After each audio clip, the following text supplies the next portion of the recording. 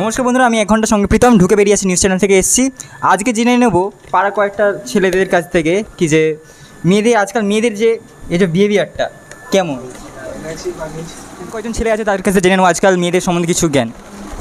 তো দাদা, এটা ঠিকভাবে এখানে ক্যামেরা চলছে সম্পর্কে কিছু বলুন, কেমন কী হয়। কি বলবো, মেয়েরা খুব বাছাল হয়ে গেছে আজকালকার দিনকাল। আপনি দেখতে পাচ্ছেন এখন মেয়েরা আগের মেয়েদের দেখতেন যারা শাড়ি ফাড়ি পরতো, এখন তো মেয়েরা ল্যাংটো হলেও চলে। ওর থেকে জিজ্ঞাসা করুন, আপনি ও ভালো এক্সপিরিয়েন্স আছে। দাদা ও বলছে কি যে আপনার বহুত এক্সপিরিয়েন্স। আজকালকার মেয়েরা বলতে গেলে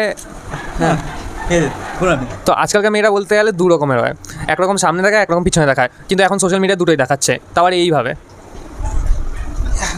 আমার তো নেই, আমি দেখাতে পারছি না। তার চেয়ে বড় কথা, এরা সোশ্যাল মিডিয়ায় এসে বলবে যে আমাদের লয়্যালটি চাই, কেয়ার চাই, যখন দুটোই পেয়ে যাবে তখন সেই ছেলেকেই পাত্তা দেবে না।